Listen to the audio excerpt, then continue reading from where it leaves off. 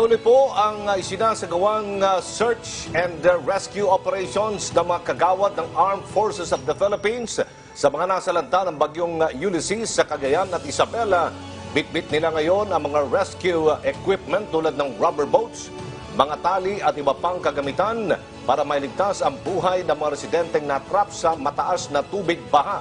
4 na helicopter din ng Philippine Air Force ang nagsagawa ng relief operation sa bayan ng Enrile, Alcala, Igig, Amulong at Peña Blanca sa lalawigan ng Cagayan. Tumulong din sa search and rescue operations ang 3,267 na matauhan ng Philippine National Police at ng Bureau of Fire Protection.